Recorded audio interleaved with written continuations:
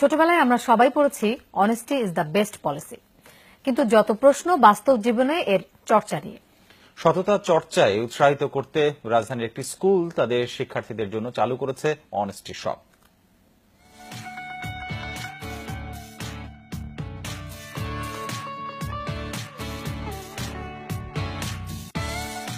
থরে থরে সাজানো আছে বইপত্তর, খাতা কলম। প্রয়োজন মতো জিনিস কিনছে ক্রেতা, চলছে বিকিকিনি, কিন্তু নেই দোকানদার। বাদশাহ হারুনুর রশিদের আমলের নিরাপদ ও সততাবদ্ধ বাগদাদের কাহিনীকে স্মরণ করিয়ে দেয়া এই চিত্র রাজধানীর কার্ডিফ ইন্টারন্যাশনাল স্কুলে। এখানে গড়ে ওঠা দোকানের নামই অনেস্টি শপ বা সততার দোকান, যেখানে নেই কোনো নজরদারি, এমনকি সিসি ক্যামেরাও। চর্চার সুযোগটা তৈরি করার জন্য আমরা অনেস্টি শপের ধারণাটা নিয়ে আসছি। সে তার দায়িত্বশীলতা দেখাবে ওই পরিমাণ টাকাটা ক্যাশ বক্সে রেখে দিয়ে, তার দায়িত্ব এইটা। তো এখানে শুধু অনেস্টি শিক্ষার এটুক না, তাকে দায়িত্বশীলতা শেখানো হচ্ছে। সে যদি এই জায়গায় দায়িত্বশীল হয়, তাহলে সমাজের সব জায়গায় দায়িত্ব পালন করার জন্য মূল্যবোধ তার মনের মধ্যে আসবে। পণ্যের গায়ে লেখা দাম দেখে লাল বাক্সে টাকা রেখে যায় শিক্ষার্থীরা।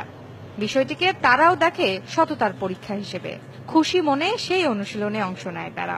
জিনিসটা নিব, ওটার গায়ে দাম দেখে ক্যাশ বক্সে টাকা ফেলে সততা নিয়ে ওটা নিয়ে চলে যায়। কখনো এরকম মনে হয়নি যে একটা জায়গায় দুটো নিব বা এরকম কখনো করব।